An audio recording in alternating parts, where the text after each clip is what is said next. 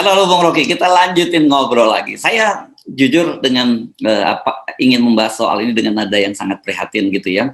Ini peristiwa yang terjadi di Lampung. Ada rektor Unila gitu ya, Universitas Lampung itu bersama wakil rektornya dan kemudian ada beberapa orang, ada orang swasta itu terlibat ditangkap oleh KPK. Yang satu itu yang menyedihkan itu adalah modus penangkapannya. Dia ini ditangkap karena menerima suap dari mahasiswa yang ini kalau jalur mandiri kan mereka nggak lolos jalur SBMPTN kalau nggak salah begitu ya. Saya agak terlalu banyak sistem. Ini uang bisa berbicara gitu dan urusannya kecil cemen-cemen nih 100 juta sampai 250 juta. Tapi saya bayangkan sekarang masuk perguruan tinggi pun juga sudah mulai nyogok gitu.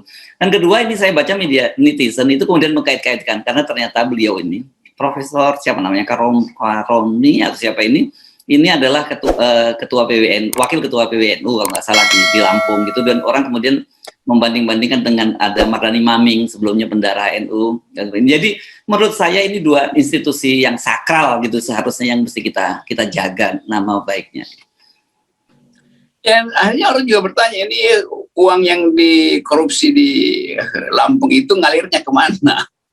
Apakah dua nama tadi atau dua isu tadi juga berkepentingan atau terseret-seret? Kan tetap orang duga, lo kok ini diasuh secara intelektual yang peralatan utamanya adalah berpikir kenapa dia jadi koruptor, kan itu intinya. Dia terkait dengan kesolehan NU, lo kenapa jadi koruptor. Jadi orang anggap bahwa ya nggak ada urusannya lagi status dia apa tuh, tapi mentalnya memang udah korup. Tapi kita harus lanjutkan bahwa yang terjadi di Lampung itu sama seperti yang terjadi di kepolisian. Itu fenomena kecil dari bentukan besar negara ini yang memang etikanya udah hilang itu. Jadi kalau si rektor bilang, ya saya memang ketangkap, tapi rektor yang lain juga saya tahu. Lebih parah lagi mereka tuh. Jual beli disertasi, ada yang rektornya minta supaya langsung ujiannya di depan dia tuh. Jadi hal-hal beginian itu udah lumrah di dalam sistem rekrutmen ketenaga pendidikan di Indonesia tuh. Beberapa waktu lalu ada kasus di Sulawesi Utara, di Manado tuh, di Universitas Samratulangi itu. Ada seorang calon rektor yang kemudian dibully dan ditolak hanya karena si calon rektor ini adalah saudara kandung dari seorang tokoh oposisi gitu. Saya tahu itu. Ada poster besar-besar tuh. Tolak dia karena dia adalah adik dari tokoh oposisi itu. Kami relawan Jokowi tidak ingin seorang saudara tokoh oposisi itu jadi rektor di Manado tuh. Jadi bayangkan sampai segitu tuh. Ya. Nanti Anda cek sendiri ke Saya pikir tadi Anda mau sebutin saudaranya itu siapa gitu ya. Oke, nggak apa-apa, jangan dibuka.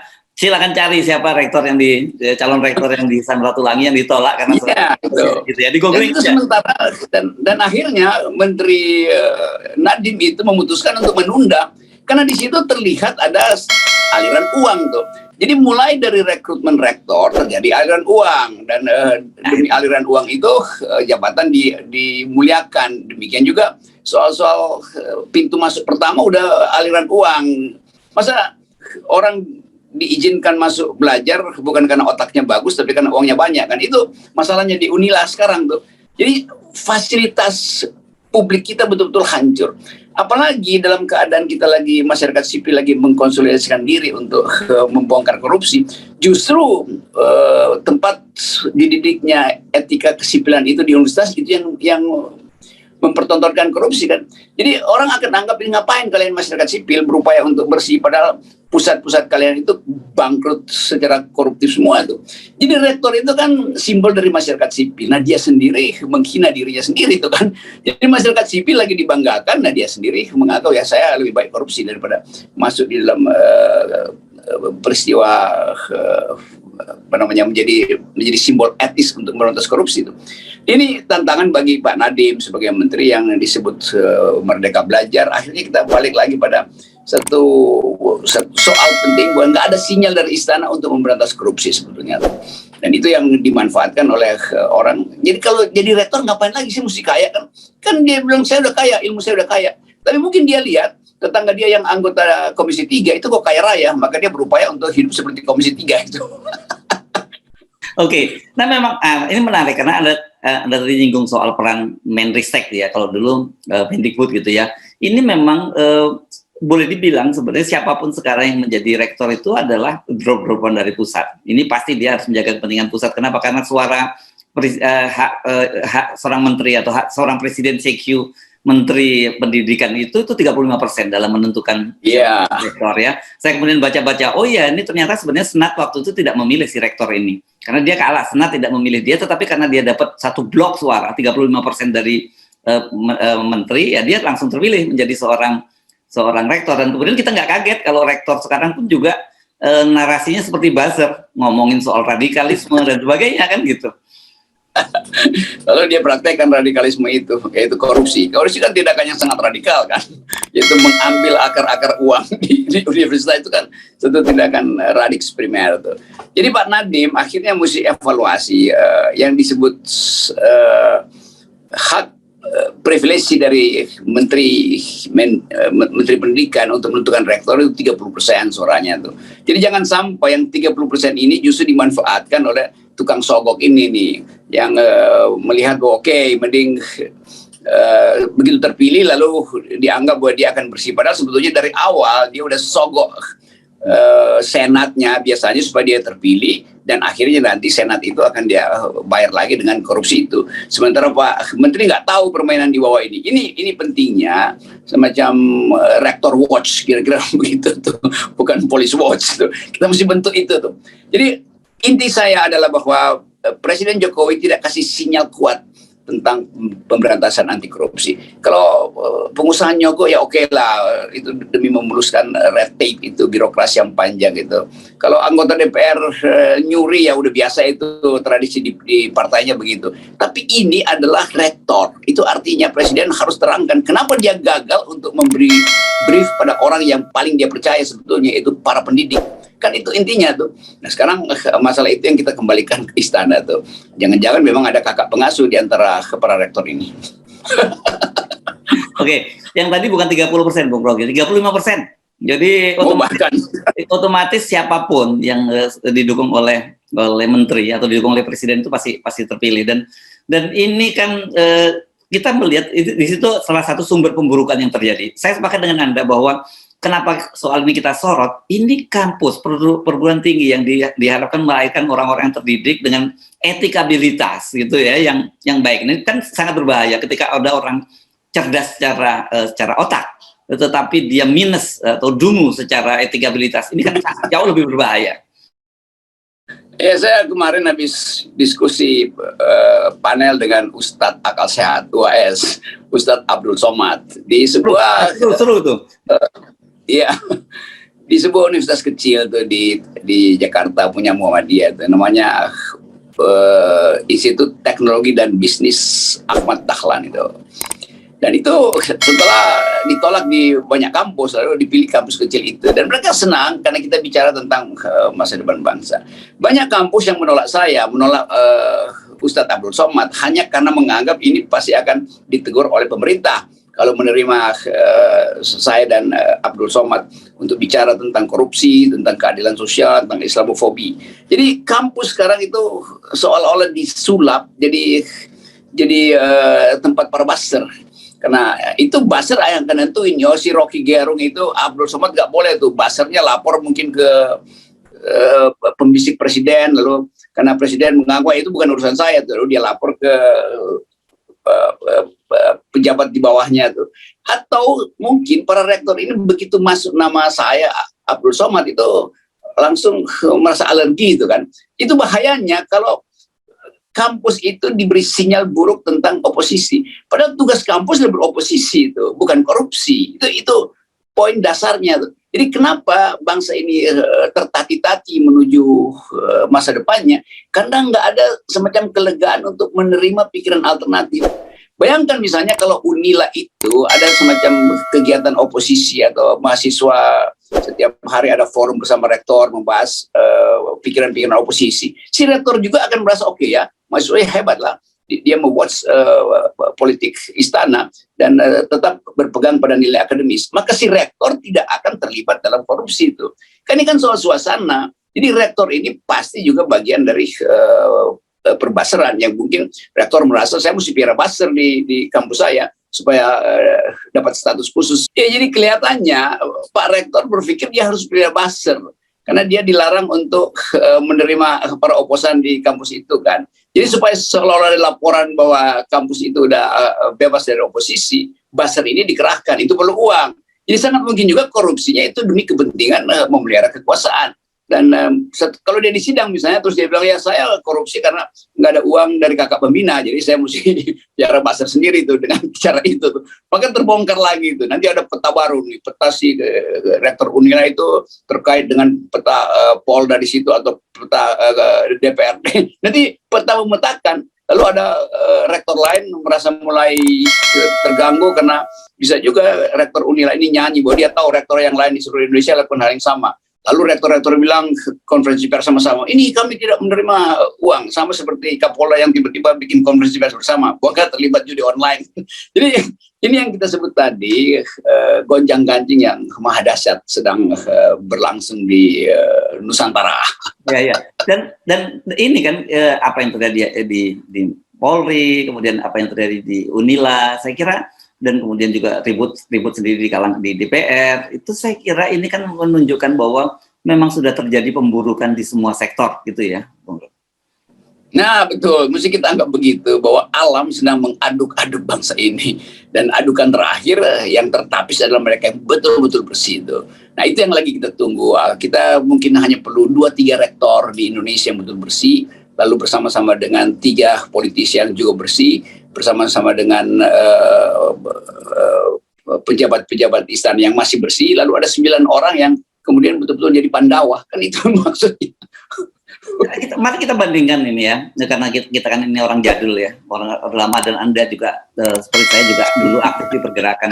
Even bahkan di masa Orde Baru gitu, ketika sangat kuat sekali pemerintahan di masa Pak Harto, itu masih muncul rektor-rektor yang kritis. Orang yang saya kira kalau di UI yang legend ada Profesor Mahar Parjono begitu ya. Kemudian di UGM ada Profesor Kusnadi Hadia Sumantri yang juga mahasiswa gitu. Saya mungkin ada Sultan Iskandar Ali Sabana saya kira ya di ITB dulu. Sabana ya. Iya, ya. Jadi kita masih bisa menyebut itu. Sekarang kita sulit sekali bisa menyebut nama-nama rektor itu yang masih tetap berani tegak itu bicara tentang independensi kampus dan juga kebebasan mimbar akademis. Ya itu diingatkan ajaibnya itu di masa Orde Baru yang otoriter, rektor negeri justru bersama mahasiswa tuh. Pak Mahar Marjono di UI, Pak Andi Hakim Nasution di IPB, dan tadi UGM dan ITB. Jadi ada semacam sebut aja kaitan etis di antara rektor ini yang merasa bahwa universitas tidak boleh masuk di dalam jebakan kekuasaan. Dan mereka justru yang diingat oleh publik. Orang nggak ingat lagi siapa menteri zaman Pak Harto tuh, karena banyak betul menteri yang betul-betul pintar dan orang anggap kepintaran dia karena memang di-brief dengan baik oleh pengetahuan teknokratis tuh. Tetapi yang orang akan ingat kok oposisi sebetulnya berlangsung di masa Pak Harto tuh. Diam-diam kan kita masih lihat bagaimana Pak Mahar itu kalau ngasih sinyal kita tahu bahwa oke, dia pro mahasiswa. Andi Hakim Nasution begitu juga, Iskandar Ali Sabana. Jadi semua hal yang baik di masa lalu itu dilupakan oleh rektor-rektor yang sekarang. Kenapa? Karena politik berubah menjadi tukar tambah jabatan semuanya. Dulu nggak ada tuh kasakusuk untuk jadi rektor. Ya biasa aja dianggap ya jadi rektor itu karena memang udah saatnya. Dan Pak Harto juga mengerti bahwa nggak boleh universitas itu terlalu dikendalikan tuh, bahwa ada menteri yang kemudian tiba-tiba menafsirkan lebih jauh itu karena menganggap bahwa Presiden Soeharto udah ingin agar supaya dikendalikan oposisi di kampus. Tapi tetap rektor-rektor ini memunculkan wawancara-wawancara yang cerdas dan orang anggap bahwa sinyal moral itu atau sinyal masa depan atau sinyal etika politik masih ada pada 5 rektor ini. Jadi hal ini yang membuat kita ingin kembali pada masa lalu, bukan kembali pada masa kekuasaan politik militer, tapi kembali pada etika universitas yang masih bisa menjunjung tinggi nilai-nilai kejujuran. Ya, Dan ngomong-ngomong zaman Pak Harto itu nggak ada obral doktor honoris causa seperti sekarang ya. Saya membaca Pak Harto bahkan ini katanya pernah menolak juga ketika UI waktu itu berniat memberikan penghargaan doktor honoris causa kepada Pak Harto. Ya itu dari segi itu Pak Harto merasa buat apa dia itu presiden dan punya jabatan tertinggi dan nanti disuruh kasih kuliah pula nanti Pak Harto. Padahal Pak Harto tiap minggu tuh kasih kuliah dengan kelompok pencapir dengan bahasa yang sangat akademis dan di belakangnya itu para profesor justru yang briefing dia dengan data yang bagus sehingga Pak Harto mengerti betul keadaan pertanian. Kalau soal keadaan rakyat itu di luar kepala Pak Harto bisa terangkan secara sangat akademis. Itu mungkin yang dianggap waktu itu Pak Harto dikasih doktor honoris causa aja. Tentu bagi Pak Harto ngapain saya dikasih doktor yang saya udah ngajar kok. Jadi hal semacam ini yang memperburuk juga citra kita. Sekaligus kita minta pada Pak Nadiem untuk mengevaluasi ini pemberian doktor honoris causa karena itu jadi dagang politik juga di situ. Jadi universitasnya bakal dapat proyek dari seseorang yang didoktorkan di situ dan si dokter akan dapat kehormatan yang memang dia perlukan untuk biodata dia nanti itu.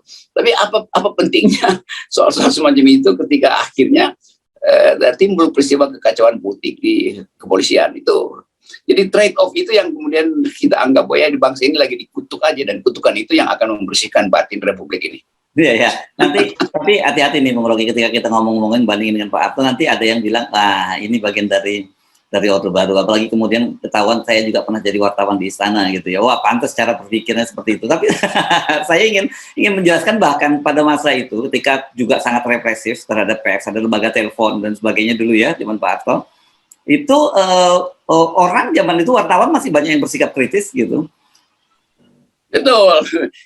Waktu itu saya masih anggap Kompas itu juga beroposisi, diam-diam ngasih sinyal. Jadi sekaligus balancingnya ada sebetulnya. Tapi memang pada waktu itu dunia menginginkan Indonesia diolah secara otoriter karena prinsip developmentalisme itu. Jadi Pak Harto juga ada bagian dari konspirasi global yang menyebabkan beliau akhirnya juga dibatalkan kepresidenannya oleh konspirasi global. Tapi kan kita nggak dendam pada Pak Harto, kita anggap ya udah Pak Harto selesaikan fase itu. Nah sekarang orang tiba-tiba mau pergi pada Orde Baru lagi, yang nggak bisa lah. Bahkan anak-anak Pak Harto udah bikin partai politik dan masuk di dalam sistem demokrasi kan itu biasa aja tuh. Jadi ngapain melihara dendam untuk sesuatu yang sebetulnya di dalamnya ada banyak pelajaran bagus, misalnya soal ekonomi itu betul-betul secara teknokratis Pak Harto mempersilahkan para ekonom yang berpikir bagus di UI untuk menjalankan ekonomi. Demikian juga soal-soal politik itu dengan mudah dianggap udahlah itu urusan militer. Memang pada waktu itu militerisme itu gejala umum di dunia ketiga yang disebut oleh Huntington sebagai transisi menuju demokrasi itu.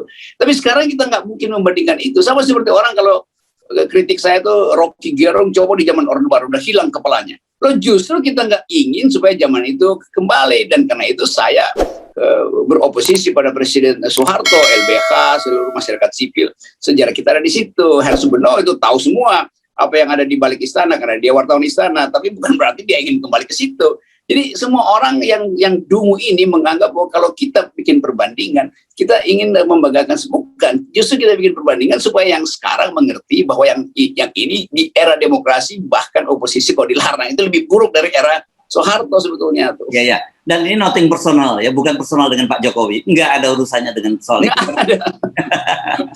Karena sebagai wartawan memang kita harus tetap mengambil jarak pada kekuasaan. Saya kira itu posisi media juga seperti itu. Nah, apalagi dalam situasi sekarang ketika lembaga-lembaga yang harusnya berperan sebagai oposisi, terus kemudian ada pemisahan lembaga-lembaga antara eksekutif, yudikatif dan legislatif. Itu sekarang semua di bawah kontrol dari eksekutif. Itu menjadi sangat lebih penting lagi untuk media juga semakin menjaga jarak dengan kekuasaan. Iya, itu pentingnya jurnalis dan kampus itu beroposisi itu.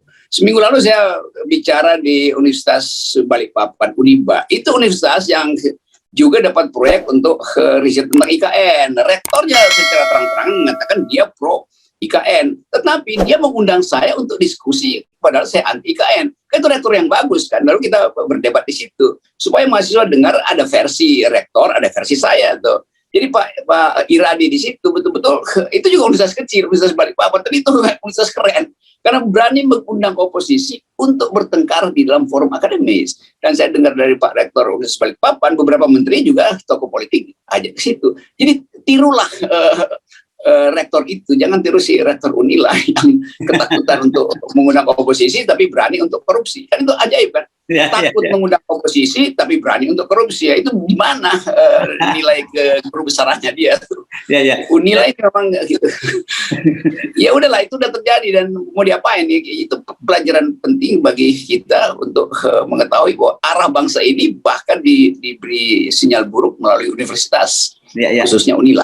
Ya, dan saya tadi amati kan ternyata Anda itu kalau di kampus-kampus besar, apalagi PTN itu ditolak ya, karena takut gitu ya. Tapi kemudian universitas kecil, tapi ada juga swasta yang nggak berani ngundang Anda kan, yang agak besar gitu ya. Nah, sekarang yang kecil justru berani ngundang Anda. Ini jadi memang kita ingat bahwa small is beautiful, itu terwujud dalam sekarang. Itu dulu kata siapa tuh, kata Schumacher itu, small is beautiful gitu. Jadi sekali lagi nol itu adalah beautiful karena dia small. Dekat ya, small and nol. Nah, nol is beautiful ya. Oke, thank you, Bung Rocky. Yes.